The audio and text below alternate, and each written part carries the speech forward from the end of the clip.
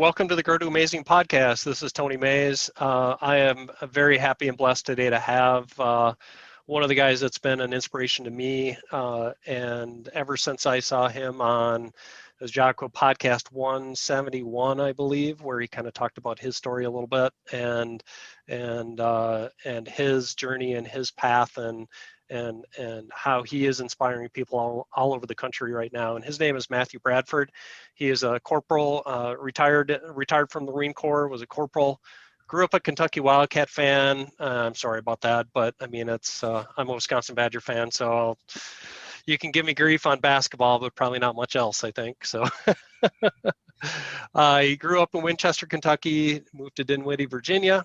On September 11th, you were a freshman in high school, watched the terrorist attacks and knew you wanted to join the military. And in 2005, you enlisted in the Marine Corps, and we'll talk about that in a little bit as well. On January 18th, 2007, so a little over 14 years ago, you were severely injured after you stepped on an IED in Haditha, and it put you on a detour, and you learned the true meaning of overcoming and adapting. You didn't know the extent of your injuries until you woke up 3 weeks after the blast. And that's been one of the things that's most inspired me is how over the last couple of years, I've watched your journey as you try to inspire people to share your story. You have a hashtag, no legs, no vision, no problem. So Matt, just welcome to the podcast. I'm really happy to have you here. Yeah, thank you so much for having me on your podcast and looking forward to chatting with you for the next few hours. Yeah, so tell me where you're at right now, kind of family-wise, health-wise, and then we'll kind of go back from there. So currently living in Nicholasville, Kentucky, which is a few miles from Lexington. It's easier to tell people I just live in Lexington.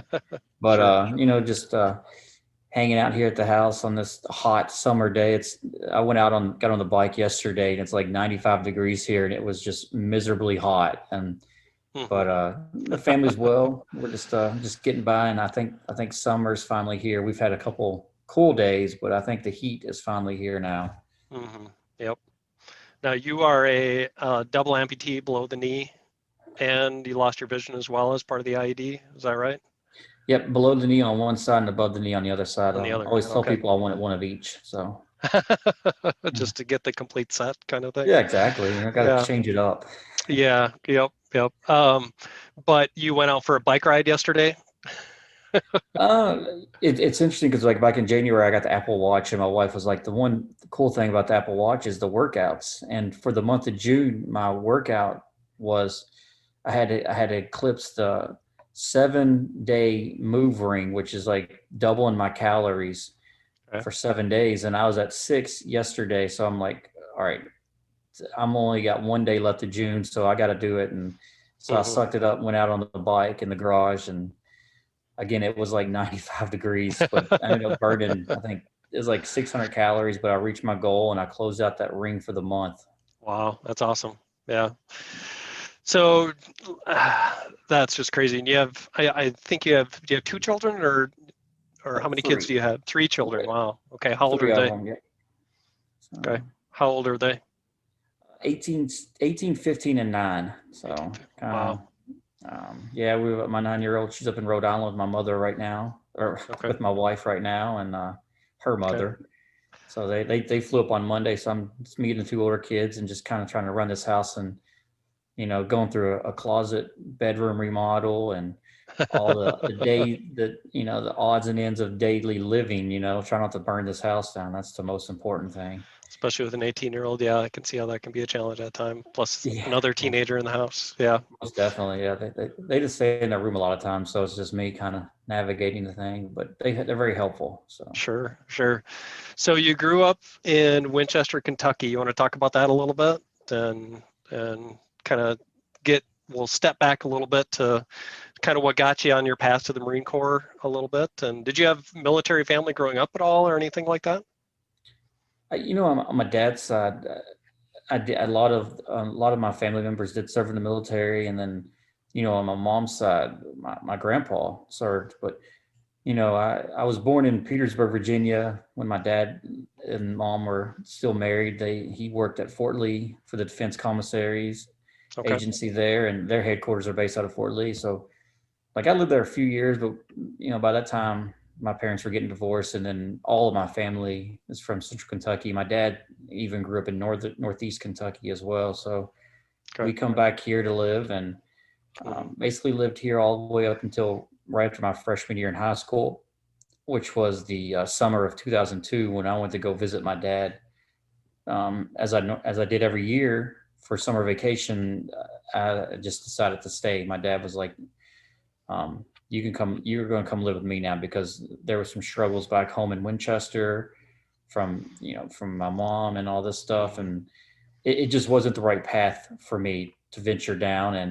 And honestly, I don't know where I would be today if it wasn't for my dad to say, "Hey, you're going to come live with me," because getting me in that a right environment, somebody who was structured, who had work ethic, who taught me how to be just learn to work for anything, and Hmm. but it also put me in the right place, being near a military base.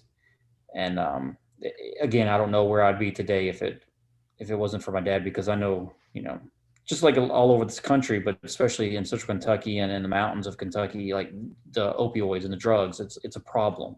Hmm. And so I was very blessed that my dad stepped up and was like, "Hey, you can come live with me now." Was it the kind of thing you had started having like trouble with the law a little bit, or not quite that bad yet, or it was just family dysfunction from the divorce and your mom and things like that? It's just family. Like Yeah. my parents have been divorced for such a long time, so that wasn't a problem. But it was just like I was good because I would just go outside and play sports all day, and not be out of the house. Yeah. And so I wasn't, but my grades started kind of was getting affected by it. And it was just, looking back on it now and seeing, friends I had then who were straight A students struggle, to even graduate. And Yeah. so it's like, and you see the whole, like my older brother, he got into a lot, he partied a lot, and he partied a lot in our basement, and, bringing that stuff into our house. Yeah. It just wasn't a good environment for a ninth grader for me at that time. Hmm. It was awesome of your dad to step up like that then. And did you appreciate it at the time, or were you all for it, the move to stay with I, your dad? at that time, I didn't. I do a lot more now because I understand. Because when I just moved on. I'm getting ready to become a sophomore in the middle of high school, and now I'm changing schools into a different state, a different town, and Hmm. yeah, it's hard on me. It's like I'm leaving all my friends, and like I left my friends, but I didn't even tell them I were leaving because I was just going to visit my dad for the summertime. Yeah. And back then there was no No text internet. messages, Facebook, none of this stuff. So there was no communicating unless I had their phone number, or I was going to get a pen and paper and write a letter in the mail. But I Hmm. know when I moved to Dinwiddie,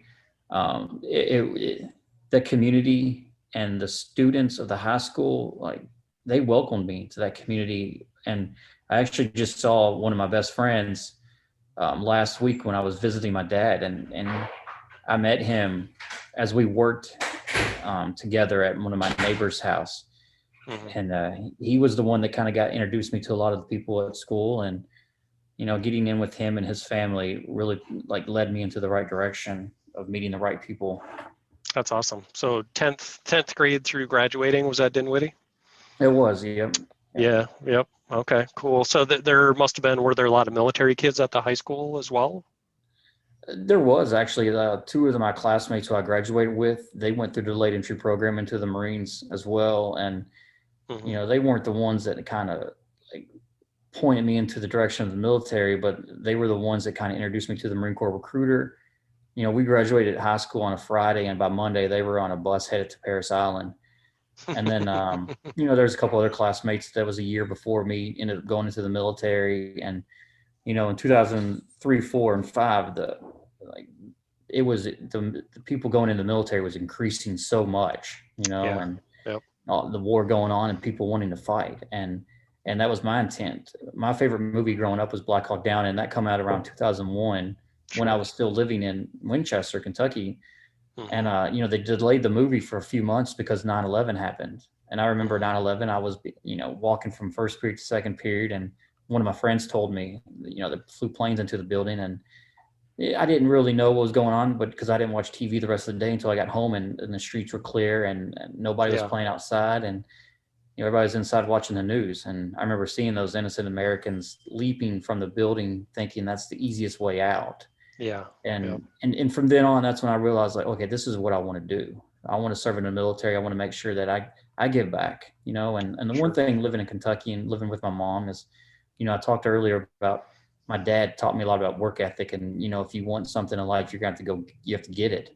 It's not going to be given to you. But, my mom, who was basically paycheck to paycheck, we didn't expect a lot of gifts for Christmas or whatever. But the one thing we did get is love. We loved from our family.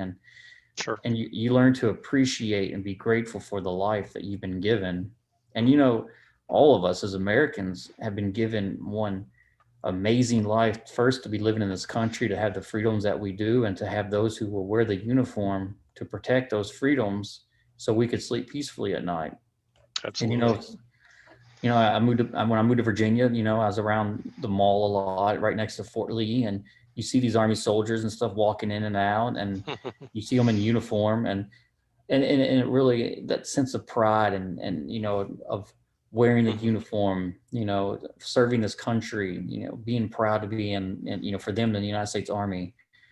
And that's what I wanted. I wanted that togetherness, that camaraderie and brotherhood. And, my dad served in the Air Force, so he wanted me to look into that as well. And, Sure. and at You that wanted time a I bit more wanted of to a be, challenge. Yeah. yeah, I wanted to go fight. I didn't want to wait around and be in training for years and years and then miss the war.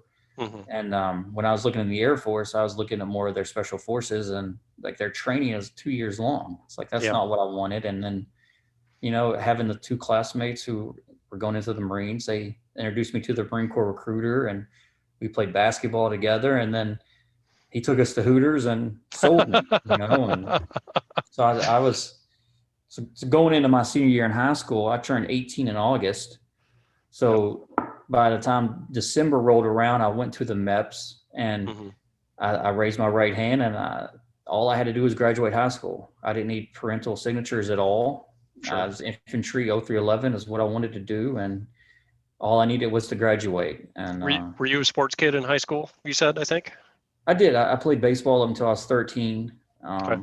I played, basketball, played football, tennis, anything I could do to be active, to Sure. be outside and just to play sports, and we had a lot of neighborhood pickup games. But I just enjoyed being outdoors. Is there a lot of hunting and things like that for you back then, or not? I didn't hunt then No? because I didn't have anybody in my life that Okay. went out hunting. And I fished occasionally.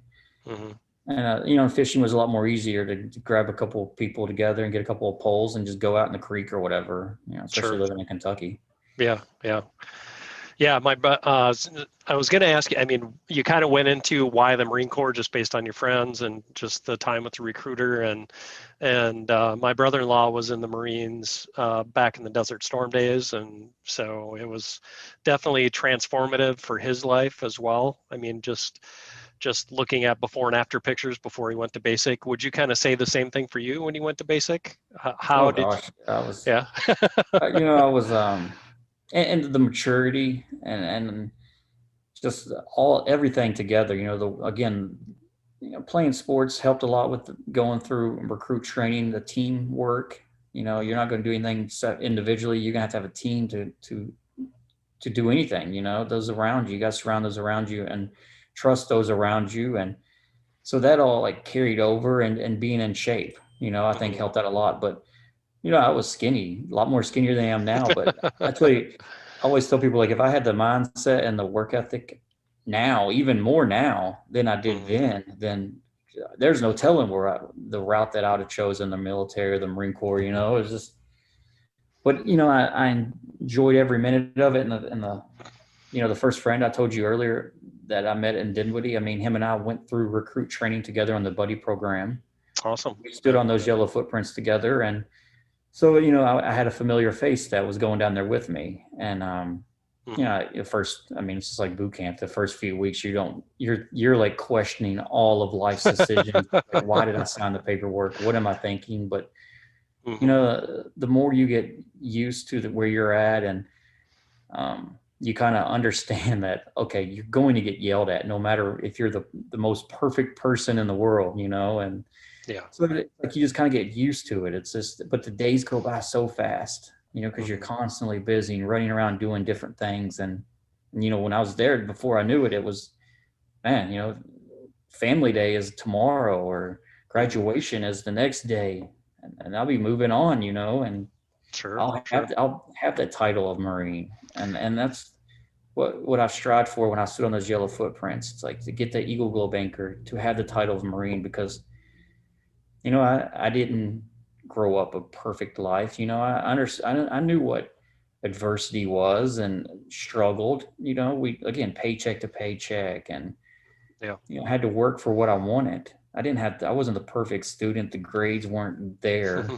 But when I earned that Eagle Globe anchor walking across that parade deck at Paris Island, like Hmm. I realized then that, man, this is awesome. Like this is finally something through hard work that I earned this. Yeah. Yeah.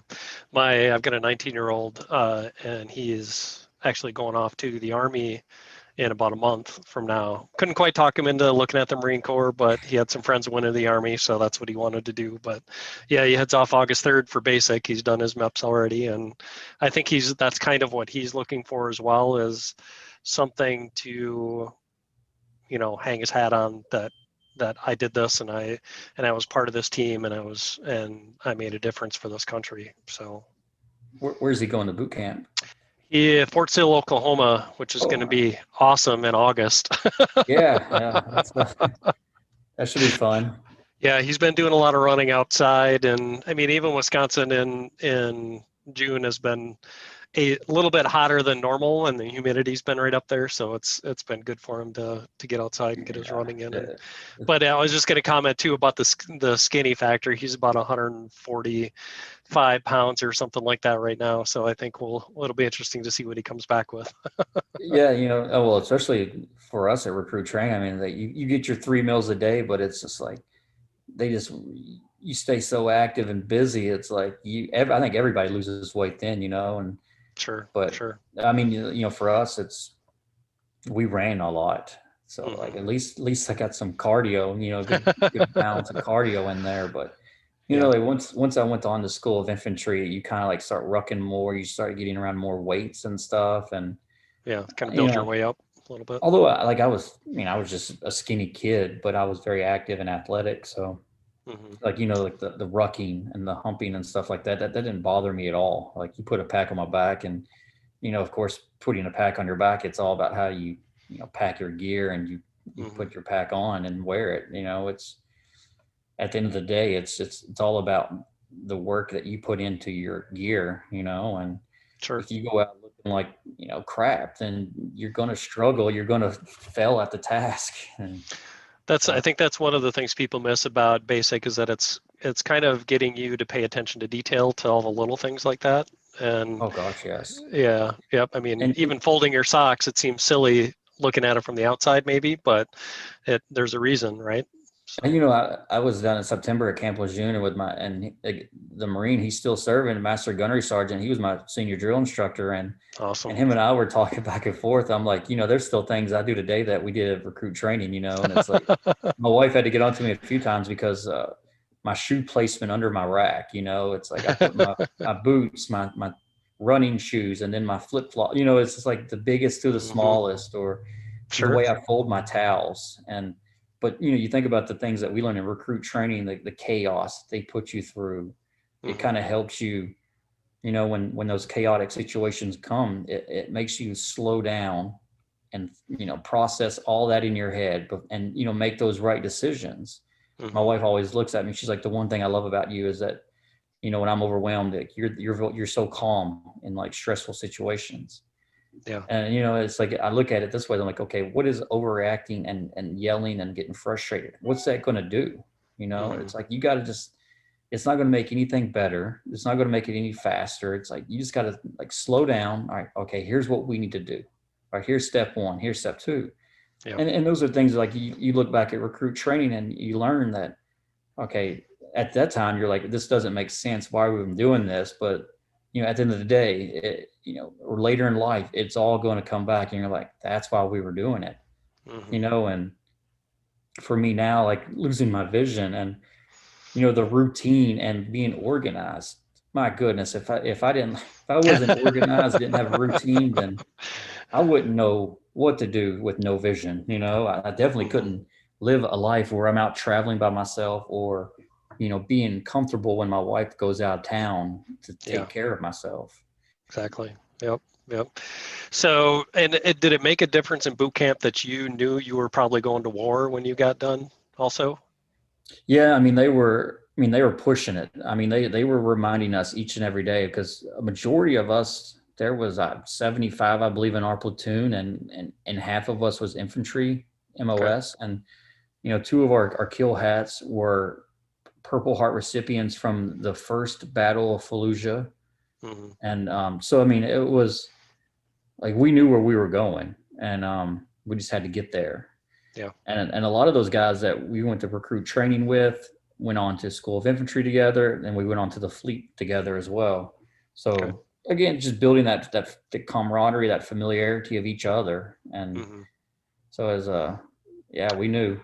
Where was your, so after School of Infantry, was that also Camp Lejeune, or was that where was School of Infantry at?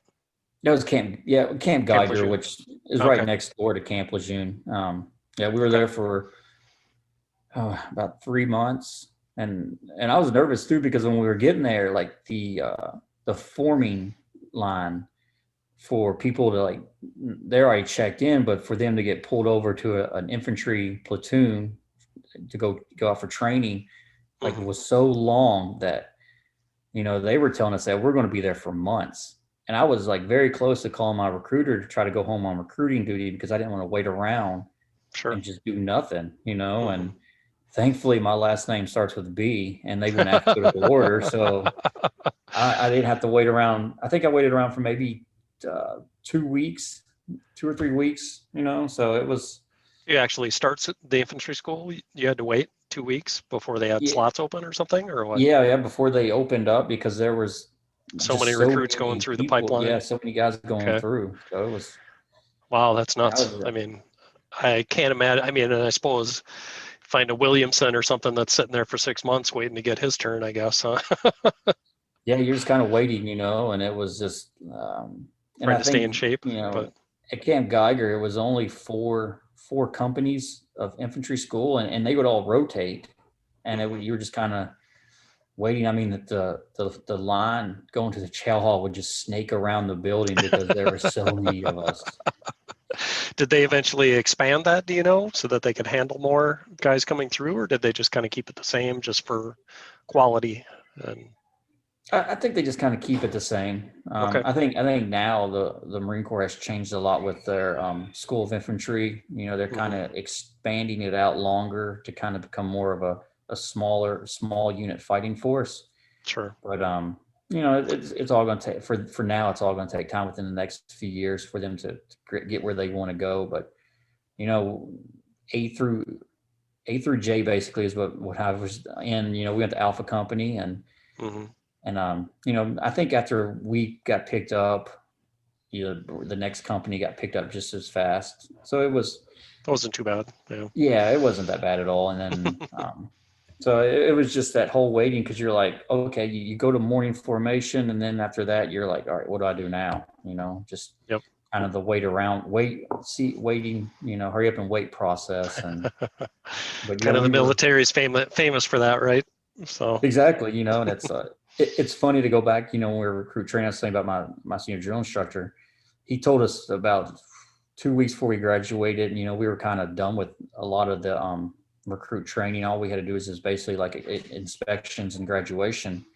And mhm. he's like, I got one more cycle after you recruits, and once I'm out of here, I'm headed to Hawaii, and you're never going to see me again. And we're like, okay, you're East Coast Marine, you're more than likely going to be on the East Coast. You're not going to Hawaii. Sure, And yeah, we're told about a week after we graduate from School of Infantry that, hey, we're all headed to Hawaii. And it didn't cross any of our mind that our senior drill instructor is going to be there.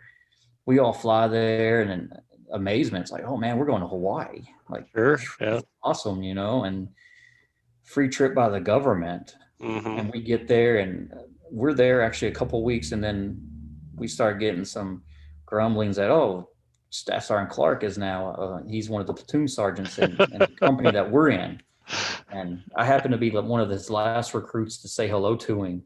Mm-hmm. And so our platoon sergeant was his best friend, and he told me, he's like, Bradford, if you don't, you're the only one that hasn't said hello to him. He's gonna beat you. He's gonna kill you. And it's Mm-hmm. like, yeah, wonderful. And I Single went, yourself out. Yeah. yeah, I went walking to the company office, and about 30 yards in front of me, him and another staff sergeant are walking in the same direction. And all I could think in my mind is like, oh, it's going to happen now. And I give him the greeting of the day, and then I keep on walking. And he's like, hey, Bradford. And I turn around. He's like, you don't remember me, do you? Like, I do. And but it was amazing. It was Yeah. talking about the small world of the Marine Corps. That's for sure. Yeah, I think that's something people don't appreciate as a Marine Corps. You're, unless I guess you're completely East Coast or West Coast, there's not a lot of movement in between those once you get to one side or the other. Would that be right? Or That's about true, and yeah, you're but kind of. they're small units. I mean, what is first Marine Division, second Marine Division, stuff like that. But yeah, and it's and even a lot of the drill instructors, senior drill instructors, a lot of them, they're all East Coast guys too, and it's just okay. You got everything at Camp Lejeune, you got everything at Camp Pendleton, and you got everything in Okinawa pretty much. The one thing with 3rd Marines is it's kind of split between Okinawa, Guam, and Hawaii. But Oh, okay. and it's just, and even a lot of the guys that go to 3rd Marines are mainly guys from Pendleton. Like our seniors were they're West Coast Marines, so they all went through boot camp in Pendleton. Sure. So. Yep. So where did you, after Hawaii, did you deploy on a ship for a while, or was it straight over to Iraq from there? It was straight over to Iraq. We actually got there right when 2nd Battalion, 3rd Marines got back from Afghanistan, and we began a workup because in 05, 06, it was 7 months deployed, 7-month workup, and it was just that rotational, Sure. back and forth. So we were I can't remember. I'm pretty sure we knew we were going to Iraq, but they kept telling us, it's like any minute now, like we could walk in your barracks room and be like, all right, pack your gear up, you're leaving right now. So It was, so we went straight into training, and then we were in the Big Island for a week for a training on the volcanoes there, and then we went to California for a month, and then August come around, we're on pre-deployment leave, and it's really happening. We're going to be deployed. And was this like 29 Palms or Pendleton area? 29 Palms. 29, yeah, we went through the pre-deployment training that they do every year out there, or before every deployment out at CAX. Okay. Yeah, my brother-in-law lived out there for over a year, I think. He was actually stationed there for a year or even longer. I know my sister has lots of fond memories, not so many of living out there. Yeah, if you want to know what 29 Palms is all about, just honestly watch the movie E.T. There's a bunch of desert out there, and it's like we were there from June to July, and it was miserably hot. And I remember sitting on one of the largest ranges in the Marine Corps on the 4th of July in 06, and just watching tracers go over my head. It's like, they're not fireworks, but I guess they'll do, Sure, exactly, right? Exactly. So something, you got to make a good perspective out of it somehow. So yeah, you got to learn to make the best of every situation. So within your platoon, when you deployed, what was your job at the time? Oh, we were infantry. I was once we got to Iraq and stuff like that, I was on point. Okay. I was on point to the right of my team leader, who was to my left, and we were going into Iraq, and you start hearing the rumblings of like where we're going. One of the units that we were leaving, 3rd Battalion, 3rd Marines, and they just walked away from the Haditha triad, in which the Haditha triad was three main cities, basically. Haditha being the main element, and you got Hoklani and Barwana to the south and across the river, but the headquarters was based at the Haditha Dam. Sure. And my company was Echo Company, and we were headed right into Haditha, the main element. And One of the Marines from 3-3 told us that they felt bad for what we're getting ready to get involved with. They lost 14 Marines on their deployment out of their battalion. Okay. And And a it was rough. battalion's how many guys? About 1,000. About 1,000. Yeah. Okay. And it was, we get there and our company alone on the first 40 days, on average, 1 casualty per day. And that was just the first 40 days. So, it could have probably extended out further than that. So, fighting our way onto our FOB, which was located in the middle of town, firefight after firefight. Like, our mobile unit got hit so hard the first few months we were in Iraq that they had to change out platoons because they were just losing Marines. And it was, you didn't realize, or you didn't know every time you went on patrol. And we were on foot. We were foot patrol. Like our squad, we were foot patrol every time. And I actually felt safer walking the streets than I did in the vehicle, just seeing how hard our mobile unit got hit by IEDs and snipers and stuff.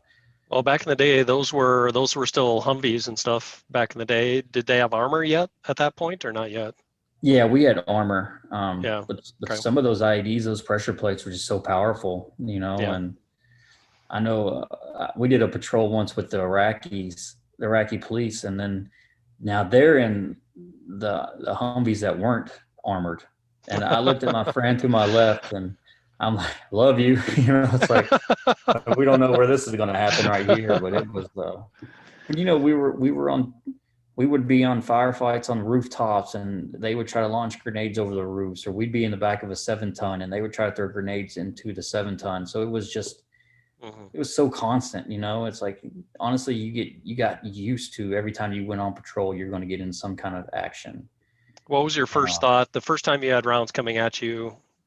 I remember the first firefight I ever got into, we were walking through the palm groves along a compound wall and kind of in between some little palm trees and the wall.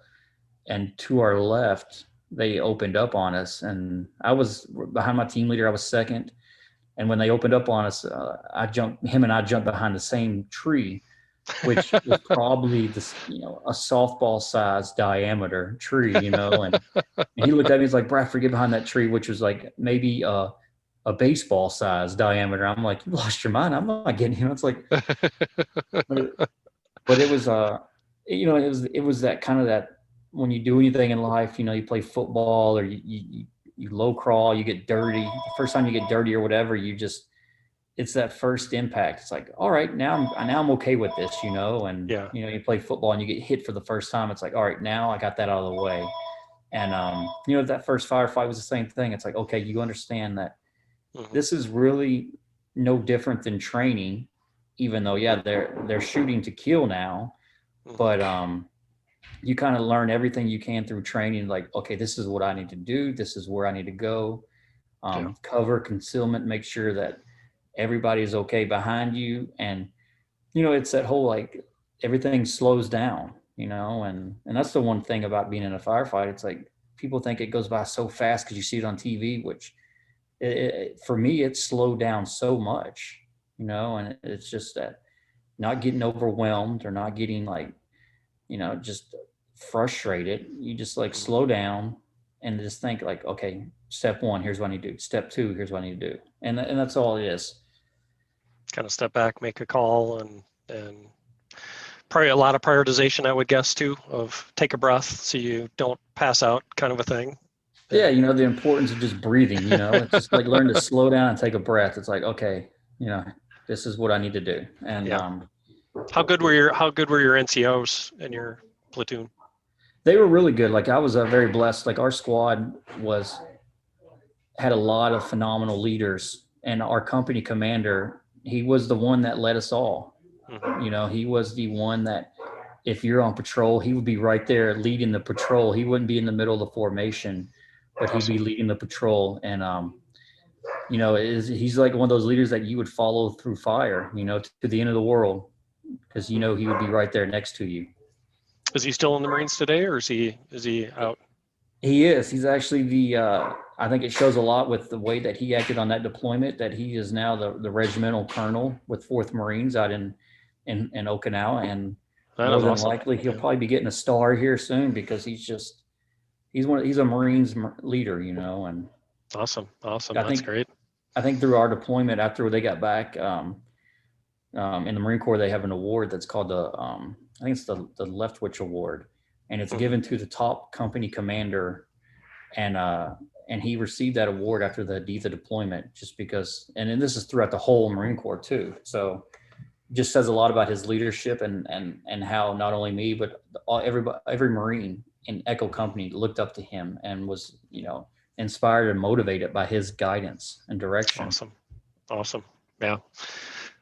That's awesome. So did he, well, I don't know if you know too much about his history. Was he an Annapolis grad, or how did he get to be commissioned? I'm not sure. Not He sure. was, Okay. especially at that time, he was way above Yeah. my pay grade. Anything shiny on the collar, you try to stay away from. And Sure, you know, sure. Yeah. Bring, now not I bring could sit notice there to and yourself, right? So, yeah, now I could sit there and I could talk with the shiny collars and the high ranking enlisted.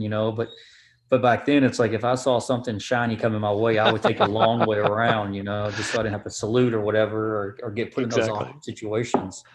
So by the time you went out to Haditha, were you already a corporal by then, or did you get that in the field? No, I was a E2 PFC, and then while I was Okay. deployed to Iraq is when I picked up Lance Corporal. Okay. Okay. Does that mean you're starting to do some leadership yourself inside your squad, or are you a fire team leader like that, or anything along those lines, or not quite yet? Not quite yet, and Not quite. a lot of Okay. times, like the first deployment, you got your team leaders, and then once you get back, then your team leaders will assign Marines under you. So now you're the team leader, and Gotcha. but individually, like we're all leaders, like especially in a Yeah. chaotic situation like Iraq at that time, like we're all leading our own way and giving knowledge to the guy to our left and our right and behind us, and our squad leaders and team leaders and stuff. It's because like on patrol, like you got your own sector that you're focused on, Hmm. and 12 different Marines, like we all got our 12 sectors that keep a good perimeter around us to make sure that we're good. We're Hmm. not going to get ambushed, or we're not going to get an IED is not going to go off in the middle of us. And for me and my team leader to be point guys, like you're really focused on your front and to your right. And Sure. I gained so much leadership from my team leader because although I was focused on what I needed to focus on, like he was to my left, and I would just watch how he would handle himself, how he would lead us in the fire team, how he would control this squad, and just observe him on patrol.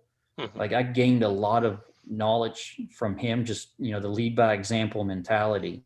Sure. And I know when he had to leave for a few days, and my squad leader put me in charge not only of being the point man but also of my fire team, Hmm. and that gave me so much confidence because he trusted me. And I remember one patrol, he was like, I went up to him, I'm like, hey, where do you want us to go?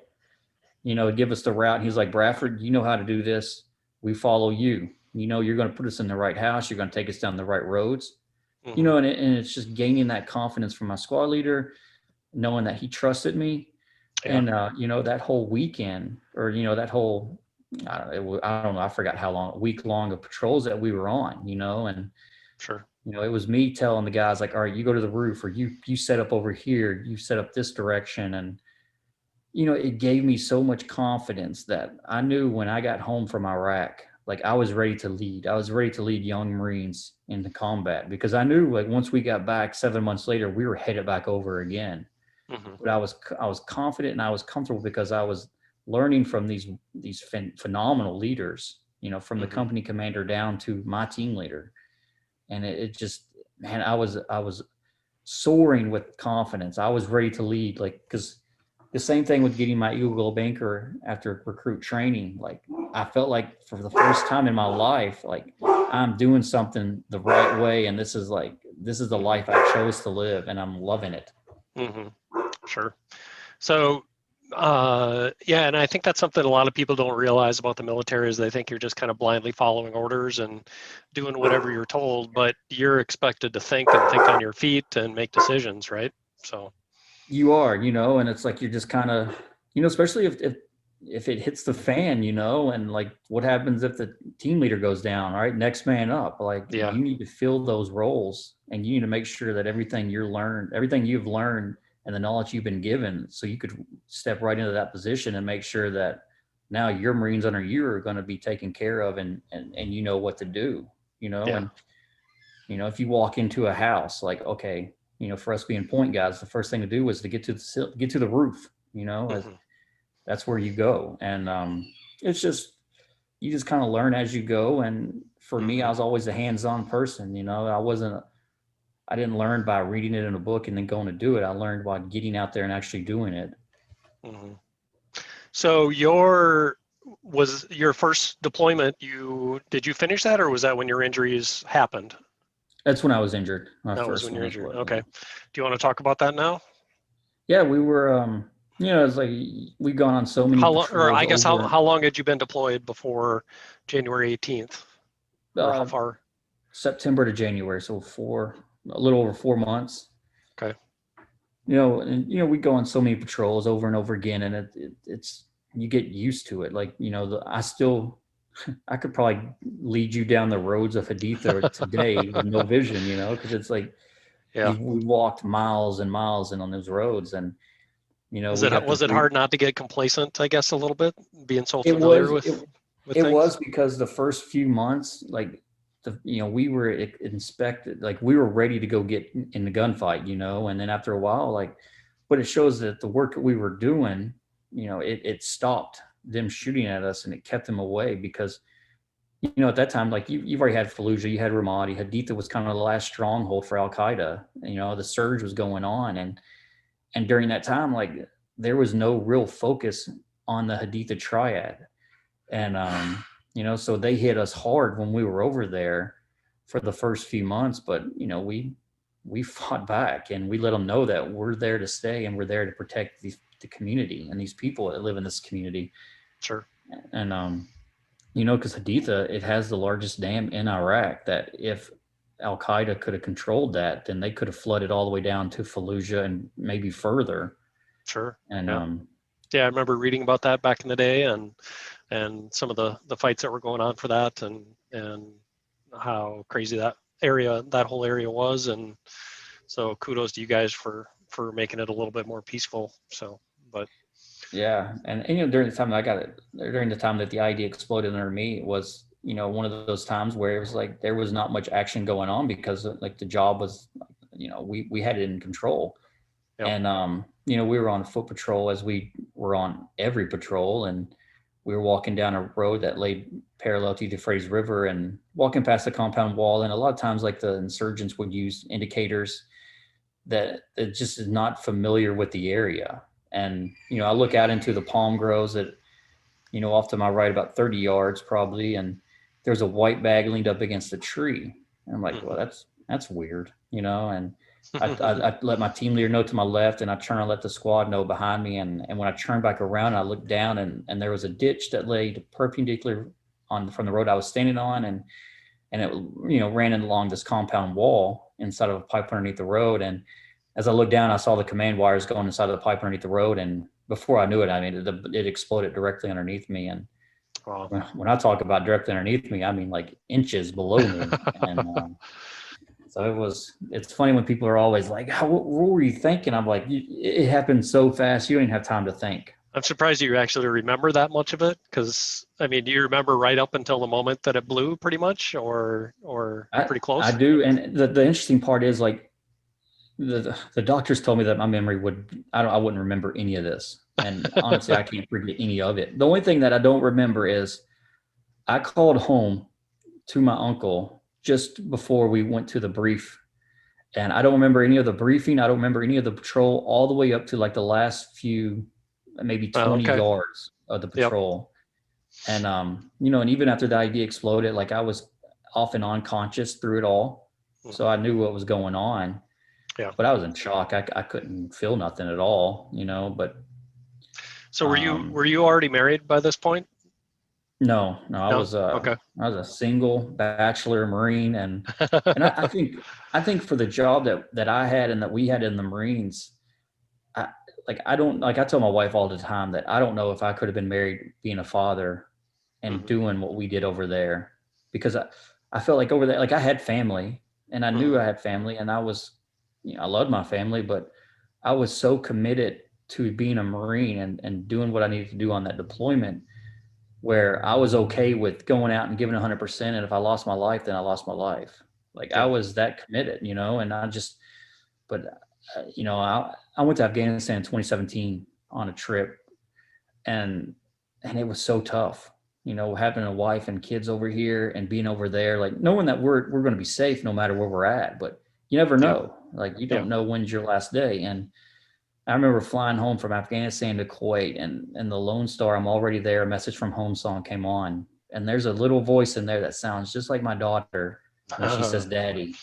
and Yeah. and you just like start to tear up, and it's like, yeah, I Hmm. couldn't do that. I couldn't be over there receiving letters and videos and missing birthdays and holidays. And, and when we were Yeah. on this deployment, like we were there, you know, Halloween, Thanksgiving, Christmas, New Year, like, so it's like all the important holidays, Yeah. and Yeah. And internet connectivity probably wasn't quite what it was today or anything like that either, I'm sure. oh So, no, I'm so especially in jealous a hearing people fob. talking Yeah. there, FaceTiming and Skyping from overseas now. Like we had 3 laptops, and it took us, we only could get on for 30 minutes, and it took us about 29 minutes to even log on. It's like if we wanted to Hmm. talk to anybody, we had to write them letters. Yeah. Um, I know Jocko had his way of dealing with it. He kind of locked all of his family pictures away. He didn't put them out or anything like that. He kind of put his family in a box and put that away. And I think that's kind of what you'd have to do to try to survive that time over. Did you see guys have issues with their family being or having a family while they were over? if they did, like we kept it all to ourselves, Okay. and I guess it's more the hard headed, stubborn Marine guy, whatever it is, that like Yeah. we just kept it to ourselves. And we were so busy, like Yeah. that time we slowed down, like we did, like, our fob was in the middle of Haditha. We were living in an Iraqi home. Hmm. When we did slow down, a bunch of us, like, we grabbed our PSPs and we played college football, or we Sure. cleaned our rifles. We listened to music, and it was because if you think about it, we were all 18, 19, 20-year old kids, Yeah. like, Yeah. and here we are fighting for this country, and we're not even really at legal age to drink. Hmm. So, when we had time to like relax, like we rested, of course, or we pulled out our PSPs, which was big then, and we'd play football, Yeah, and PlayStation Portable for those new people that don't understand quite what that provides for you. I used to have one of those also. Yeah. yeah, that was, we sync them up to each other, and we'd play against each other. And that was actually, I remember when I first got over there, and I found out about these PSPs. I was like, hey Dad, like I want you to go buy this and buy this game for me. And that Hmm. was my first like package. But Awesome. it was just, I mean, we all wrote home, like, Yeah. and the few times that we had the satellite phone, we'd call home. But it was just, you're over there in the middle of a town, like you had TV in a chow hall. That was it. Hmm. Like your communication back home was very limited. Like Hmm. it was just you and them, like you and your brothers. Like you Yeah. learned about each other and you connected more with each other. And it built that camaraderie and that strengthened that brotherhood, Yeah. and honestly, like I miss it so much because I miss those moments. Like, yes, we got mortared every day, multiple times, and we Sure. had a mortar hit 30 yards behind our hooch, our house that Hmm. we lived in. But it's like you didn't care. Like, it's like you knew what you needed to do. You loved each other, Yeah. and I think I miss that more than anything. And I would go back and do it all over again as long as it's with those guys. Yeah. Well, I saw your pictures. So it's June 30th today. You posted a picture yesterday or day before, I think, of some of the guys that helped you out when you got injured. And were those some of the guys you'd want to be with if you got deployed again at some point? It is, yeah. I went on a fishing trip just 2 weeks ago out in Montana, and the one cool thing about this organization that put this trip on, the Bar X project, is, you go on a lot of trips, and it's a bunch of wounded dudes together that you never met before, and it usually takes a Yeah. couple of days for you to open up, and then by that third day you're headed home. But this trip is guys that you've deployed with that you haven't seen in years, and Yeah, so I ended up getting, it was me and 11 other guys. One is a Gold Star father. His son served with us in Iraq, lost his life in Afghanistan 2 years later. And then it was the corpsman who put tourniquets on my leg, who saved my life. The Marine who actually went through MEPS with us together, boot camp, SOI, all this stuff. Like, he goes way back before through training. Wow. He was part of QRF that day, who carried me off the battlefield. And then another Marine who was in the same company, who was wounded 2 months before I was in Bethesda, and he would come in my hospital room and talk with me. And just, he lost his leg, and he kind of helped me put my mind in the right spot to where, it is going to be a hard journey. There is light at the end of the tunnel, but it's just keep moving forward. There's going to be bad days, and sometimes there might be more bad days than good days, but you just got to understand, that it is a process, and you just got to keep pushing forward and getting stronger and getting better. And it was just, I tell you what, like, I spoke with my corpsman. Everybody I spoke with about that trip, it's like we left Montana way better than I think we were when we got there. Awesome. And I've gone on so many trips, and that was the one trip that I'm like, I didn't really want to come home. Like, it was tough because for 4 days we'd sit out by the campfire until 2 a.m. And the one awesome thing is, like, there was no one story shared multiple times. Like, It was just new story after new story. It went from sitting out by the campfire to sitting at the airport right before we all flew off, and so it was a lot of healing kind of stuff going on, or just a lot. Yeah, fellowship is very therapeutic. All this stuff together. What was the group that sponsored that? The BarX Project. BarX Project, awesome. Okay, cool. I had not heard of that before, but I'll look into it and see what it's all about. So, I mean, I've heard of other ones. Archery probably isn't something. I don't know if you could do archery or not, but I know, like, Knock On Archery has their total archery challenges, but you might need a little help with the aiming side of things, that's for sure. But I've done archery once, and here in Kentucky, actually, because I do hunt now. Okay. And one of the Fish and Wildlife guys is like, "Hey, would you ever want to do bow hunt?" And I'm like, "Hey, if you could figure it out how to get me out there, I'll do it." Sure. I mean, I'll try. I'm always willing to try new things, so. Yeah, maybe we'll have to see if I can somehow. It's not that I know John Dudley or anything like that, but I'd love to see you, because there's been a lot of guys out there. Just, I mean, they bring a lot of wounded veterans out as part of that project as well, and it might be something fun to try. But I think they do that in Montana, don't they, or do they just kind of do it all over? He's got like half a dozen places he road trips to. So between Montana, Colorado, Utah. I think they even went down south if they did one in Texas or something like that too. But I know he does a lot with Jocko now. Yeah, he does. Yep. Get him to build you a bow or something like that. But it's just like when I was on the Jocko podcast, and he was talking about jiu-jitsu, and I'm like, hey, I would give it a shot, and it's so funny. Like, right after I said that, like, all these people started contacting me about, hey, you should come do jiu-jitsu with us. Like, oh man, I put my foot in my mouth on this one here. Now you gotta at least show up once, and then exactly. Yep. Yeah, there's one of the trainers in the gym that I go to. He's a multiple degree black belt, and sure, he's trying to work out how to work with me, being blind with both prosthetics and stuff. So yeah. I would imagine that, I mean, you should be able to do it at least. I mean, there's always adjustments you can make and things like that. And I haven't done jujitsu much, but I know even in karate and the taekwondo and stuff that I did, you can still make adjustments for all that stuff. And you just got to be creative about it. So that's what I'm like, it's, I mean, I still remember what I learned in the Marine Corps. I mean, we did a lot of that stuff as well. And, sure. But, I've been in, like, grappling with people, and they'll, like, grab both my hands, and I'm like, what do I do now? I don't have legs. Like, there's no way, like, to fight me like a baby over here. So yeah. Yep. So you said you do remember the time right after the blast until a certain point. How much of that? And I mentioned earlier about my senior drill instructor and the platoon sergeant. And the reason why I mentioned is because he was part of QRF the day I was injured. Oh, And his wow. voice was the last voice I heard when they put me in the Black Hawk, that medevac. And he said, "You'll be fine, Bradford." And then from there on, I passed out, and I didn't wake up for, a few weeks later. How much blood did you lose as part of all that? They tell you all of it, or? Basically all of it. Yeah, they were.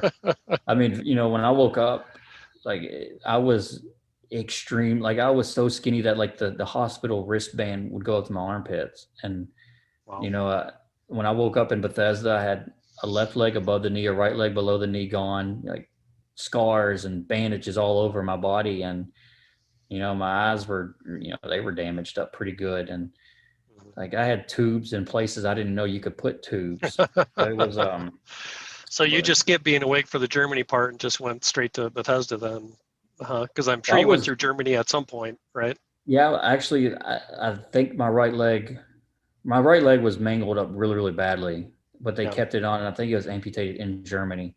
But Okay. I mean, I was hurt on the 18th, around, I think it was around like 4 o'clock in the afternoon. And Hmm. I was in Bethesda by the 21st at nighttime. They didn't know I would handle Wow, traveling with that's the eye that's pressure crazy. and stuff. So Yeah. they rushed me over as quickly as possible. Okay. And Okay. And I think one thing people don't think about is with injuries like that, just the amount of dirt and gunk and things like that get blown into your wounds. And I can imagine that just makes the recovery process that much tougher of risk of infection and all that kind of stuff. So do you remember much about the first few weeks in Bethesda or not?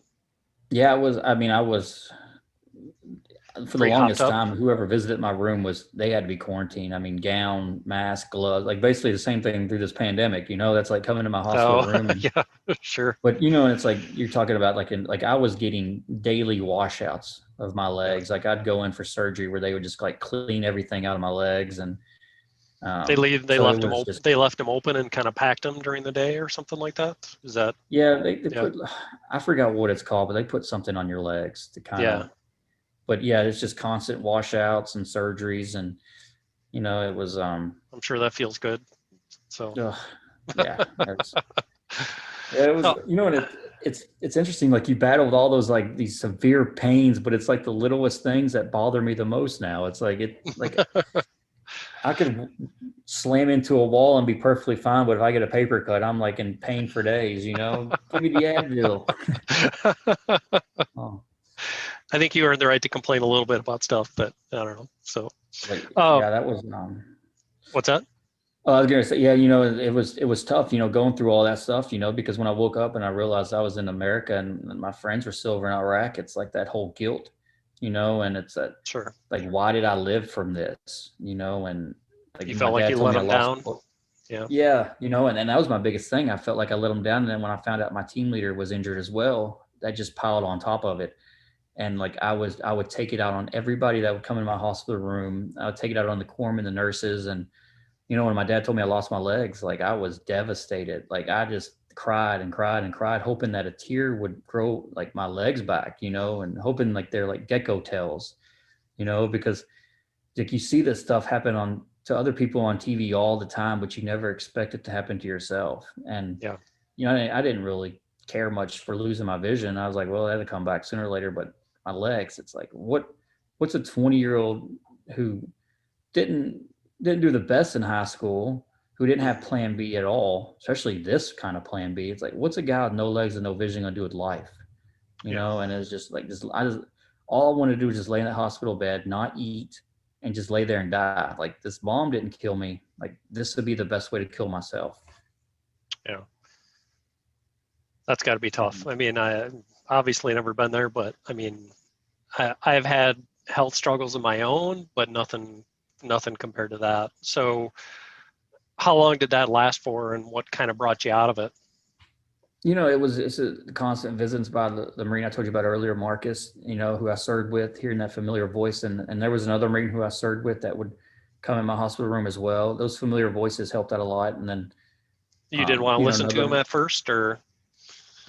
they just knowing um, knowing them, knowing their Yeah. names. And they're both older than me. They're both my seniors, Hmm. and we dealt with so much in Iraq when we were there. it grew us all closer together. And so when they would walk in my room, it's like they didn't, try to pull rank or, talk down to me, but they sat there and they talked, and I understood, like, one of them got shot in the head and he's walking around with a helmet on, but he's, in the room every day as much as he can. And, Marcus, who lost a leg and broke almost every bone in his body, was there every day to kind of to walk me through this journey. And then I realized that, okay, these corpsmen, the nurses and these Marines and like family and friends and all these letters that I keep getting, prayers, it's like, they care for me. And at the end of the day, no matter where I'm at, like, I'm still a Marine. Like, and the one thing about being a Marine is we never quit. Like, to me, this is a different challenge, a different patrol, different obstacle, different battle. But I got all these people that are in my corner that's going to stand with me and help me walk through this detour called life, and I realized that, having those Marines come in my hospital room, that's when I realized that, okay, maybe this is what I want to do. This is my purpose. Like, maybe it's not deploying to Iraq over and over again. Maybe it's walking into a room with a severely wounded guy or girl and letting them know that no matter what their injuries are, they could overcome it. The right mindset, the right positive attitude. And because I learned, once my attitude shifted and changed in the right direction, and I started looking at life as an optimist and not as a negative person, like, I started getting off pain meds. I started eating more food. I started getting healthier. And it just, because I realized that for me, the opportunity was outside that hospital door. That's where I needed to be. And I started moving in that direction. So it doesn't mean you didn't still have bad days now and again and things like that, but at that point you knew you were kind of on an upward trajectory or something like that.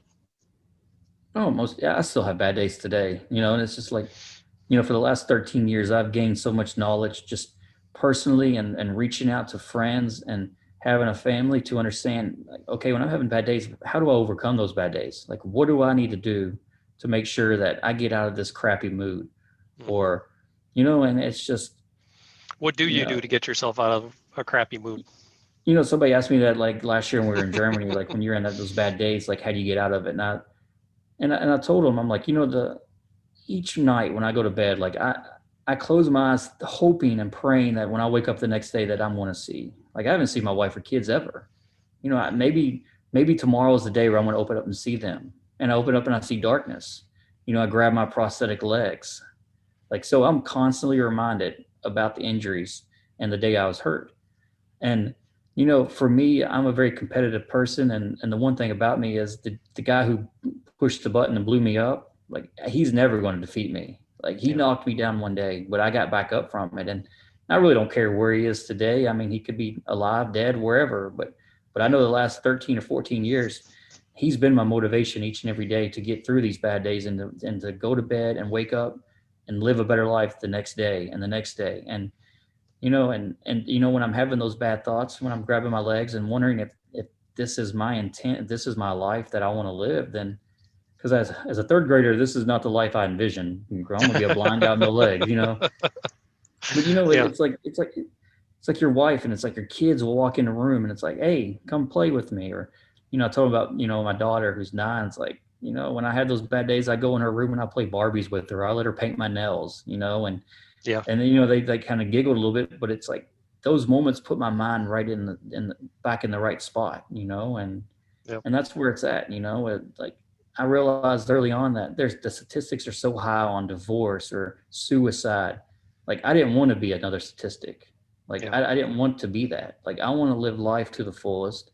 Like, it's not so much going out and just showing off and doing blah, blah, blah, blah. It's like, for me, it's just living life the way I want to live life. Like, I like to fish. Yeah, I've never hunted before, but you know what? They found ways for me to hunt. I love to hunt. I love to be outdoors. It's just things I enjoy doing. Sure. And I feel like a lot of people don't take advantage of, like, all the blessings that we have and the opportunities that we have to go out and do these things. It's like, I think that's definitely one thing in today's world is people in this country, A lot of them, I'm not going to get into the political side of anything like that. I try to stay away from that as much as I possibly can, but I think people have definitely forgotten how blessed we actually are in this country to live where we are and have, even in the good times and bad times, all the things that we have. So Exactly. Like I don't want to live life, as they say in the military, bare minimum, it's like like people tend to quit or give up when they start sensing pain or struggle or failure, approaching, when never knowing when that next step might lead to opportunity or success, and sometimes, you're going to have to deal with pain. Like, and I've figured pain is temporary, pain might be blood, pain might be, it might hurt, but nothing's worse than quitting or yeah. giving up. And I know in 2009 I did a Baton Death March because I put my foot in my mouth again. I tend to do that a lot, actually. And I went out and I walked 10 miles in 8 hours. Okay. And it was 10 miles out of 14. And I was proud of that because it was like, okay, 2 years ago I got hurt. About 8 months is when I really started putting my legs on and wearing them full time. And Sure. but I didn't walk those last 4 miles. And it didn't bother me then, but it started bothering me over the years because that was the first thing I quit on. And people come, oh, it's a different situation now. It's like, no, it's not. Like I might have lost legs, but I still have the same mindset and mentality, and attitude. Yeah. And I made it a point that, like, I'm going to finish those last 4 miles, no matter what it is, like when it is. So I'm going to do everything I can to work harder, to get stronger, to get comfortable with my legs, to put myself in the position that when I attempt a Baton Death March again, like I'm going to walk all 14 miles. And Awesome. in 2019, I walked all 14 miles. Oh, And nice. I'm not gonna lie, that last mile sucked more than anything in the world, that's for sure, but I realized that, like, all you got to do in life is just keep putting one foot forward. It's that's moving you in the right direction. Yeah, that's awesome. Yeah, congrats on that. So can I tell you the Marine Corps Marathon might be next or something like that, or you're not going to go that far? It's funny because in September I was out in Utah and I marched 16 miles, and I told There my you wife, go.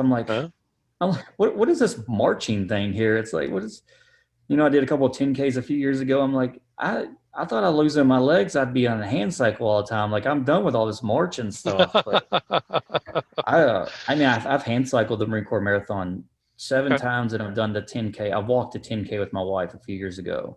Okay. I always encourage people, anyone, but especially Marines, like it doesn't matter if you run the full marathon or walk, like you should do it. Yeah. It's just, that's an amazing experience crossing the finish line. Yeah, I've never had the opportunity, but I want to someday. So for sure. So after so your recovery started taking a turn for the better? How long were you actually in Bethesda for altogether? Literally 2 months, That's it? and Wow. 3 months of that was ICU. Okay. But like, again, once I got my mind right, it was just like things just started flying by and I started healing up and they started taking me off medication. And, once I left there, I went to Richmond, Virginia at the Polytrauma Center, and I started getting out of the hospital room. I started getting in a wheelchair and moving around more. And it was just and then by June 29th, I believe, actually yesterday, 14 years ago, but is when I stood up on my prosthetic legs for the first time. So it's, it's just once I got my mind right, like things just started moving in that direction. I started getting stronger and just started learning that, like, if I want to accomplish this goal of re-enlisting and being in the Marines and helping other wounded service members, then I need to make sure that I take care of myself better, and I need to do what I need to do first. Okay. So your goal was to stay in the Marine Corps at the time and help out wherever you could? It was. Or did you actually want to get back to active duty and deploy again? Not deployed, because I just wanted to be around the hospitals and stuff. Oh, gotcha. Okay. And the Marine Corps, they had the Warrior Regiment. The Army has their Warrior Transition Battalion. So each military branch has their units. Sure. But I knew, like, okay, like if I wanted to do anything, like first I need to learn how to walk. Okay, once I figure out the prosthetics, then I could start focusing on the visual part. And the 2008, I went to the blind school for 6 months, and I learned everything from independent mobility to navigating the streets of Chicago, the subways, the trains, emails, like everything I need to do. So like when my package got on the commandant's desk, like he had to give me a good reason to deny my reenlistment package. Nice. And Yeah. when I mentioned the Bataan Death March in 2009, I told him, I'm like, once I'm done with this, I'm putting in my packet and I'm going to reenlist. And August of '09, it come through, and I had three choices to accept the ratings, which 100%. And no offense, like For a no matter, disability package or yeah, 100% yeah, disability. Yeah. no matter when I decide to get out, like I'm going to be 100%. My legs aren't growing back, and Yeah. vision's Yep. not getting any better. So I'm like, Yep. okay, and or I could have sent it back for a different rating, which I don't know how you can get any better than 100%. And then Yeah. the third choice was the reenlistment program packet, and I accepted that, and I think it was March 26th I got approved from the commandant, and April 7th I reenlisted. I was the first blind double amputee in the history of the Marine Corps to do that. Awesome. And it was like, where do you want to go? And I'm like, Warrior Battalion, East Camp Lejeune, North Carolina. Yeah. That's awesome. Yeah. Congrats on that. Took a heck of a lot of work to get you to that point. So that's great. And it was just, like my wife always tells me, she's like, the one thing I love about you is like when you put your mind to something, like you don't give up when things get tough. Like you're focused on accomplishing that objective. And that's what I was. Like I had that in my mind, like, and it was all these smaller goals, but I knew like all those smaller goals would lead ultimately to that larger goal. And it's just, it's, you got to know, like, you got to have a plan to get from point A to point B, but there's so much in the middle that, okay, well, I need to do this. I need to do this. And that's all I did. I just laid out my life, like, prosthetics. Okay. To get to the prosthetics, I need to do core exercises. I need to have my skin get comfortable with them. And I had to learn how to walk around with them and be comfortable on them. And, the visual part, it's like, okay, yeah, I got to learn how to do mobility. I got to learn how to live by myself. I got to learn computers and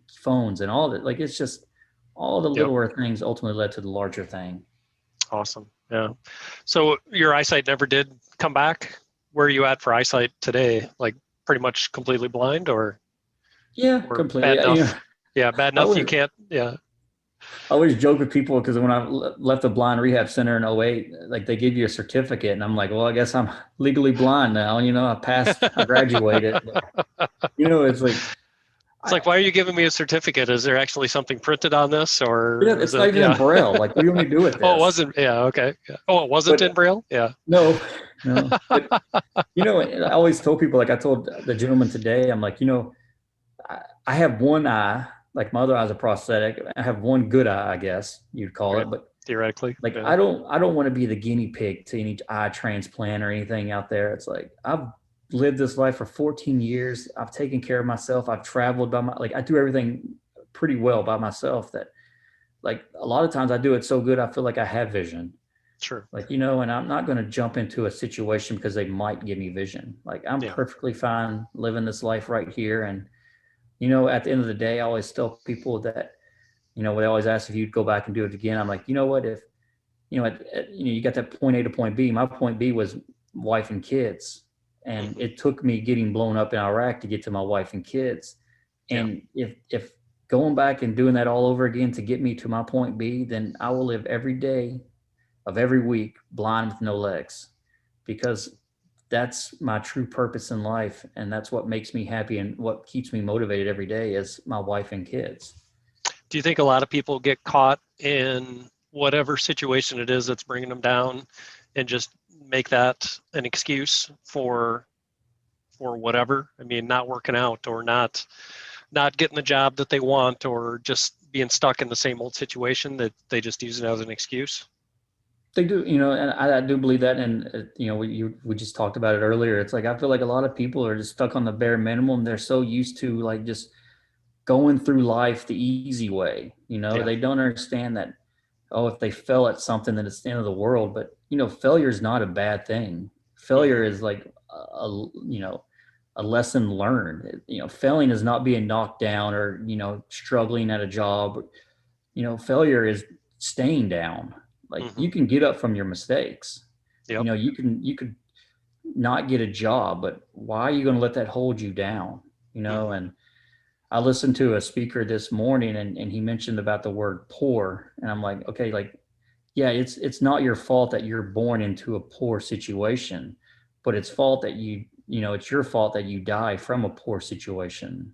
Yeah. It's like, how are you going to better your life? Like, every morning when you wake up, you have the choice to either, lay in bed, hit the snooze button over and over again, or you could roll over and get out of bed, go out and make a difference in someone's life. Like, the choice is yours on how you want to live life. Yeah. Like, do you want to be a go-getter, or do you just want to lay in bed and have stuff handed to you each and every day? Mhm. And, from day one, when I was injured, the first thing is I wanted to be on prosthetic legs because I didn't want to sit in a wheelchair and have to look up at somebody. Like, I wanted to look them face to face. Yeah. And I Yep. wanted, and I also didn't want somebody to take care of me. I didn't want somebody to be there at my beck and call, like, oh, I need this, or help me do this. Like, I wanted to learn how to do it on my own. And Sure. we talked about it earlier about being organized and having that routine. Like, I do the same thing every day over and over again. And I know where everything is. Mhm. It's like, I'm not, like, my wife is not following me around the house, like, okay, here's this, and just Yep. Yep. because I But I want think to, a big part of that has got to be your acceptance of where you are, like really truly looking at where it is and not denying that it's happening at the same exactly. time. Yep. Yeah. I understood that, I knew the risk of when I signed up in the military and what could happen to me. And this is not what I imagined. But you know what? After I injured, I understood that, okay, this happened to me again. The Mhm. legs aren't growing back. The Yep. vision's not getting any better right now. Why be depressed? Why let that drag me down? Like, this is my choice in life. I'm Yeah. going to live with it. You know what? And when I realized that these are my injuries, that I'm going to try to live a just as normal life as you do, as anyone with legs or vision does. Yeah. And it's not going to slow me down. And it's just, this is the life I've been given. And you talk about the no legs, the no vision, the no legs part. It's like, yeah, the legs aren't growing back. They're not going to grow back. But I got to be comfortable in my own skin. I got to Yeah. be understand that I lost these legs for freedom. I lost these legs for the Marine Corps, for the brother to my left and right. I lost these legs because they didn't lose their legs. I lost Yeah. these legs for my family. And it's just the no vision part. My daughter asked me one night when I was giving her a bath, and she's like, "Daddy, what happened to your eyes?" And the one thing my wife wanted my daughter to have when she was born was my blue eyes. I'm like, you know what, honey? I can't see right now, but you have my eyes. You have my vision. Mhm. I see through you. And you know what? No legs, no vision. And at the end of the day, that gives me no problem. Like, I'm hopeful one day I'll see again. I'll see my family, Yeah. but I'm not going to let it slow me down or drag, limit my life right now. That's awesome. Yeah. And to be honest, I was having a pretty shit day before we got on the phone today. So thanks for getting me out of that mood as part of this call. That's for sure. So Well, thank you. Yeah, I'm glad you said a cuss word there because I had to hold back a few times because I didn't know if that'd yeah, be go all ahead. right. If they're gonna, I know you're a Marine, so let them all. Well, maybe not Oh, let it all hang out, but yeah, it's not a kids show or anything like that. yeah, exactly. Yeah. You broke the awkwardness there. Yeah, but I mean, it's so. When does your wife come into the picture? When did you meet her? The first weekend I moved to North Carolina, which I always Nice. Yeah. joke with people, I'm like, it was love at first sight, and it's amazing. Like, I moved to North Carolina thinking that would be a greater difference in others' lives and stuff. And it didn't work out the way I thought it would be. They gave me the opportunity to stay in San Antonio or go to North Carolina, and I chose North Carolina. Okay. And thankfully I did because the first weekend I met, my soon to be wife. And Mhm. and that was 11 years ago, just a few weeks ago, actually. What was her? Did she ever tell you what her first thoughts were when you guys met? Um, just the go getter, like, Yeah. Did she work at the hospital that you were stationed at, or anything she, like that? Or she did. No, she didn't. And by okay. that time I was out of the hospital by then. I was kind of living. Oh, gotcha, Yeah, gotcha. I Okay. was on my own program then. But yeah, it was just like she saw the willingness to, like, not let my injuries define who I am as a person, the Mhm. go getter, like, not back down from a challenge, like, Mhm. and accept the opportunities that, if it's a marathon or a bike, whatever it is, like, that I never back down from or shied away from anything. And she also saw the fact that where like I wasn't limited by my injuries. Like I can take care of myself, and Sure.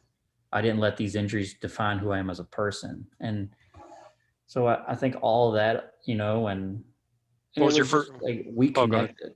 Yeah. What Sorry, was yeah, your first date? What was your first date? we went to this restaurant in Swansboro, North Carolina. I Okay. don't think it's there anymore. It's called the Ice House. But the first weekend, like we were out as like a kayaking trip, and we just sat next to each other, just texting back and forth, sitting next to each other like we were about 12-year-olds, and it was just but it was just a year, exactly a year later from the first day we met. I proposed to her in Myrtle Beach on the beach, and Awesome. when a year after that, we got married at Emerald Isle, which was the first place we kind of really hung out. So it was just, Mhm. and I drug a Rhode Island girl to Kentucky, and everybody's always like, how did a Rhode Island girl meet a Kentucky boy? I'm like, Jacksonville, North Carolina. Exactly. Yep. Yep. What was she doing in North Carolina then? She Just was, living and working, or yeah, she was working down there as well. okay. And so she helped us get situated to the area and get familiar, and kind of just, we become really good friends. And then it just led to something else. And so Mhm. That's awesome. Yeah. So you got married, did you say 2012 or 2012. Yep. 2012? Okay. Awesome. So coming up on 10 years. So what have Yeah. you learned from being married for that long? Um, That your wife's a saint or yeah, what? yeah, Yeah. really. I put my wife through so much stuff that, she's in my phone, I got her called Warrior Princess, Awesome. and she's got her business degree from University of Hawaii, and very selfless, caring, compassionate. She will do everything and anything for our family, for me, to get me where I need to go, get our kids where they need to go. And I mean, like she has put her life to the back burner to take care and focus on us. And Mhm. and these are the things that I've learned over the last, since we've been married. It's like, it's I'm a yes kind of person. People invite me to do so many things, and I just want to tell them yes all the time. But I need to realize that, like, I do have a family here, and like, Yeah. they are my ultimate priority. That sometimes it's okay to say no, like, Yeah. because saying no to people will keep me here with my family. Saying yes takes me away from them. And Mhm. although I love to travel and get out and do these things, like I had to really limit on what I want to do, because when I'm gone, it just puts way more stuff on her plate now. Like she's already got a lot of stuff on her plate, Yeah. and it's just like these are things that I've had to focus on a lot. And and just like sit back and think about, like, how, like, you talk about being blessed and grateful, like finding an amazing woman who didn't look at my injuries and who wasn't scared of my injuries, who looked within, and Well, and she didn't pity you or anything like that either, right? oh gosh, she Yeah. treats me the same way those corpsmen, nurses, and Marines treated me, like in the hospital. When I kept telling them no, no, no, they kept saying yes, yes, yes. It's she Yep. doesn't baby me, Yep. and she's so hard on me, but it's like, okay, like I don't want to be babied. I don't even want you to feel. I don't even want to feel like you're babying me. Yeah. Yep. And the more you travel and do those other things, you're missing out on time with your daughter and the other kids and things like that as well, right? So Most definitely, and and I've learned through life, it goes so fast. And I feel like the older I get now, it gets faster and faster. Like, it wasn't very fast growing up, but I sense it now. And yeah. I remember everybody telling me that when I was in high school. And Yep. No, so go it's ahead. Go ahead. Yeah, I was just but agreeing with you because I'm 51 and I got a 1.5-year-old, so I can definitely empathize with that. That time flies, but he doesn't care if I had a bad day or not. He doesn't. And I've got 6 and 8-year-olds now. They just had birthdays, but to go along with my 19-year-old, and they don't care if I had a bad day. They just still want to play. They want dad at the end of the day, and that's all that matters to them. So yeah, I'm reading a book now called Stronger Fathers and Stronger Daughters, and it okay, mentions a lot. It mentions a lot in that book, and I've always shared with people that I think we can learn a lot from kids. And I look at my yep, daughter, who's 9 years old, who just wakes up in a happy mood. She loves life. She lives life.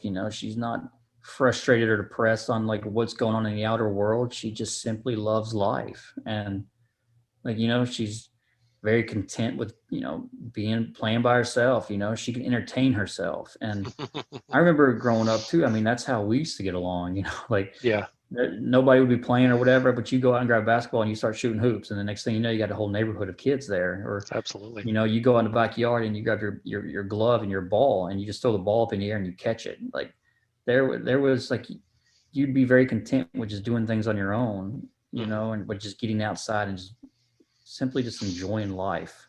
Yeah, and I think too many kids get caught up in their video games, their phones, or whatever these days, and forget to just be involved in life for real Yep. today. Yep. Yeah. Yeah. So you use that hashtag of no legs, no vision, no problem. What are you trying to do with that, or where did the idea come for that? I think I don't even know when I actually started that. I'm a huge Kenny Chesney fan, and I'm like, well, you know what? I got the legs and the vision can be replaced in there, and I started putting it on Facebook when I would do. I think it was like a marathon or a Spartan race, and it just kind of stuck. Like people kept following along with it, and for me, it's just. I think the no legs and no vision can be replaced for anything. Like we all struggle. We all have bad, difficult days. It doesn't matter if it's a migraine or if it's an amputation, if it's burned, whatever it is. Like, Yep. But mostly it's like the no problem part is the most important part. It's like, we can't let like those bad days dictate how we want to live life. Like we got to push through. We got to, the other hashtag I use is just walk. You know what? Each step for me is a step in the unknown. Like I don't know where it's going. I don't know if it's going to run me into a wall or off a curb, but moving forward, like we just got to keep moving forward. And we got to understand that at the end of the day, when we put our head on the pillow, we're going to wake up to a brand new day that's going to give us opportunities. It's going to give us challenges and adversities. And, God didn't lay out life for us to walk through a perfect road. He gave us obstacles and mountains and rivers and, for us to take these detours and these adversities, but we got to persevere and we got to push forward. And to me, that's like the no legs, no vision, no problem, that just walk, whatever it is. It's just like, we got to find a way to live life to the fullest and understand that we all struggle, but we could take our struggles and we can make the best of the situation by keep moving forward, and if somebody that's struggling, you could reach out to them, pick up the phone, give them a call, go to their house, be there for them. Don't let them struggle alone, and I was reading a book by Joe Thosman, and he mentioned the word team. Together, everyone achieves more. Like all we need to be is to stick together. We can accomplish anything by sticking together. Yeah, that's awesome. Yeah. When you take that, when you engage with somebody, I mean, how do you help them directly to kind of work through that? Is it just talking to them? Are you just trying to help understand what's going on with them? How do you kind of help dig into somebody that you're talking to? A little bit of all of it, but just to be a friend. Like when I told you earlier, it's like I love meeting new people. I love I'll share my story and I'll talk with you and stuff like that. But I want to get to know you more than you want to get to know me. And I think that's the most important part. Like people don't talk to anyone these days. People aren't like respectful and cordial to other people today. And it's just like, I'll sit there and interrogate you, or, and just ask you questions over and over again because I want to get to know you, and it's just, I always tell people that I want you to leave our conversation better off than when you got here. Yep. Like if you're down and you're not feeling good, I want you to at least have a smile on your face or laugh a little bit, and like people don't understand the important, like laughter and humor. Like I learned early on that, okay, if I can't make fun of myself, I'm not going to get through this life, because I got a bunch of smart ass friends, who like throwing out their little jokes on social media or whatever and in person, it's like, if I can't handle that, then I can't live this life. And it's just, I just love to smile. I love to laugh. And I just love to be around people who are positive, who I know, like when I'm having those bad days, I can pick up the phone, I can call them and they'll pull me right back onto the road that I want to be on. Awesome. So and speaking of like the names thing or whatever, did the Marine Corps have the SEALs kind of had where they'd give you a handle and it'd usually be something offensive? Did the Marine Corps have something like that as well? Just not something maybe offensive, but something that they knew might make you upset or whatever, or was designed to kind of embarrass you or something along those lines? Anything like that? No, No? unfortunately, and maybe if I'd have got out of the Marines in my own unit, but I think Yeah, oh, sure. Yeah.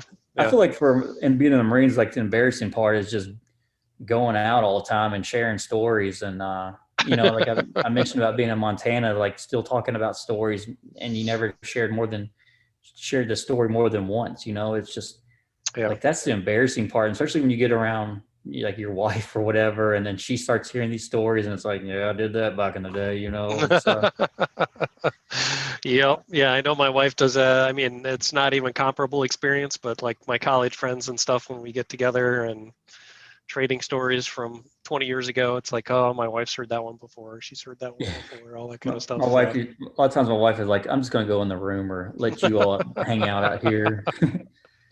Exactly. But so, I mean, I've seen you've been doing some bike training and things like that. Did you actually do a bike race, or is that coming up, or I've are you done still working on it? 2 years ago, I had the idea of, um, like I hand cycle a lot. And then I Okay. was around a guy that was on an upright tandem bike, and I Yep. got in my mind, I'm like, I could try this, and Yep. so, I went out there and I did the Seattle to Portland. I think we did 167 out of 204 miles. That was my first ever bike ride on an upright tandem. And then, First time ever was yeah, just first doing it. time ever. Okay. And then Well, two, why work your way up to it, right? Let's just jump right in. yeah, So, and that was in the middle of July too, I believe. And then, um, uh, in August of 2019, I had in my mind about I'd like to cycle across the state of Kentucky from okay. Ashland, which is in the northeast corner, to Fort Campbell, which is kind of in the southwest. Hmm. And we ended up doing that from August 14th to August 18th. It was a total of Awesome. 407 miles in the Awesome. middle of August. Yeah, Oh, I didn't jeez. pick that date, but it was something that I really enjoyed. And the last day we were 13 miles to go from Hopkinsville, Kentucky to Fort Campbell, Hmm. and the Warrior Transition Unit from Fort Campbell came out, and the cyclists, they rode with us, Awesome. and they come to me. They was like, "We're going to do a century ride next month. We would love for you to come down. We'll give you per diem or whatever, help Hmm. you come down. We got a tandem rider that could ride with you." I'm like, if you're going Awesome. to come out on a Sunday and ride with me for 13 miles, then I'm going to do what it takes to get down here and ride with you all.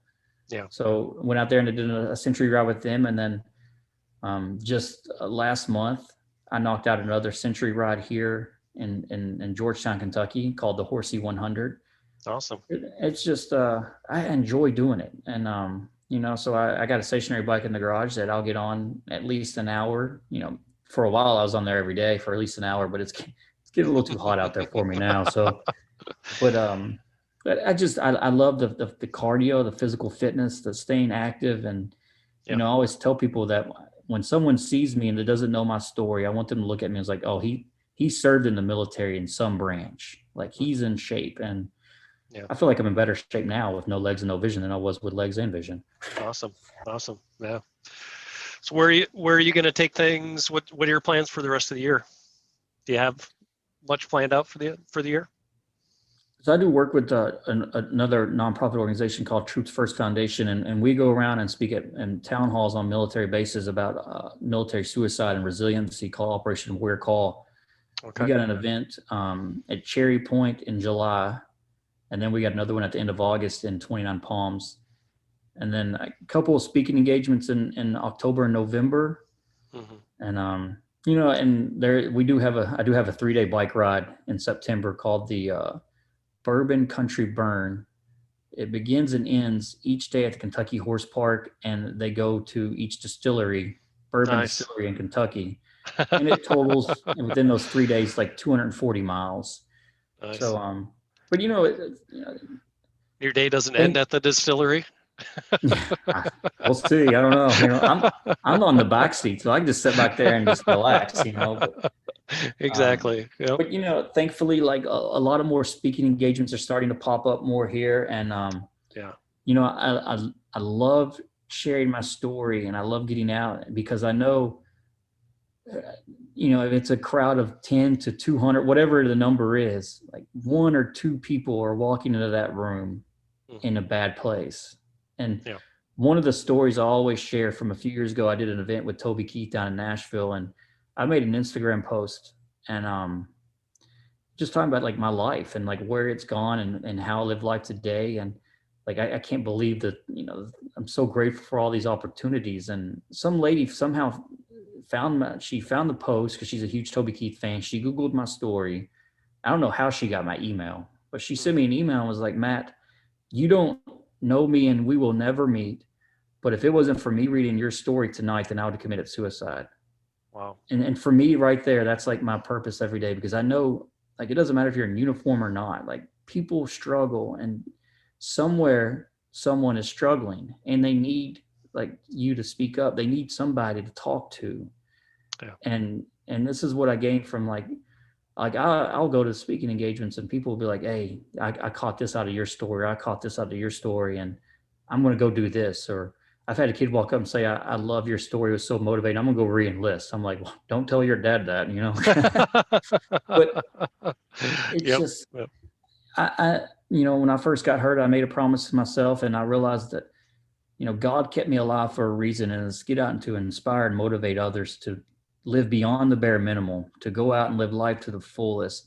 And if I can inspire and motivate one person a day, then that's why God kept me alive. Awesome.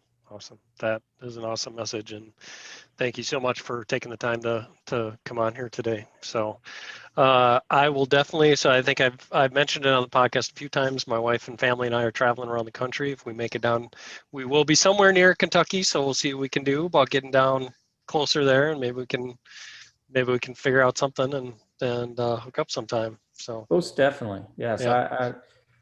Yeah, please let me know. I'll be here waiting for you. Yeah, that sounds good. Yeah. So Matt Bradford, if you want to find him on Instagram, it's M_Bradford_USMC. Do you do Facebook at all too, or just mainly Instagram or Twitter? Well, I do them all. I just started Instagram because I always told my wife, because she typically ran my Instagram, like I'm a blind guy. I don't want to look at pictures, but then I'm like, so I feel like I need to get more active on Instagram. But my Facebook is no legs, no vision, no problem. Okay. Twitter is at Bionic Matt 5, and the Bionic is with a K, not a C, because I wanted to be young and hip. Yep. But my website is www.matthew-bradford.com, and it's I'm very accessible. If you message me, I respond back pretty quickly, and if awesome. I don't respond back within the day, then I feel very bad and I feel rude. Please reach out and stuff like that. And yeah, that's awesome. So, the only other question I can think of having to do with the suicide thing is have you had guys from your units that decided that they needed that permanent solution? I have 2 of them last year actually, and oh man, it's sad through this pandemic with the deaths, with 600,000 I believe, but the number that people don't tend to not mention is the military suicide. And I tell you, it's we lost 23 Marines on our deployment, and I've lost probably close to 15 friends due to suicide. Oh man, and it's when you get those phone calls, like you don't want to answer it, but you have to answer it. And I had a friend commit suicide, and it was I found out the day after Thanksgiving, but a week and a half earlier, he called me, and I selfishly let it go to voicemail, and I didn't answer it, and I never called him back. Like, I didn't know what that call meant. I didn't know if it was he needed to hear my voice, but he took his life, and he was a very positive guy. So it could happen to all of us, and that's why we just need to learn to stay in touch and go through your phone and call people, and make sure they're okay. Listen to each other, talk, reach out. Yeah. Exactly. Yep, definitely. All right. Well, I think I've probably kept you. We could probably keep going here if you wanted to, but probably kept you long enough and let you get some dinner or something like that. But I really appreciate you coming on, Matt. And I just, like I said before, your message has been really inspirational for me. And I'm just glad you're able to come on and let me share it with some of my listeners too. So. Yeah, thank you so much for having me on. And hey, if you're having those bad days, give me a call. We'll do. Absolutely. All right. Well, thank you for coming on, Matt. And again, I will put his links up and everything on as part of the podcast, but For Grow to Amazing, this is Tony. I'm out.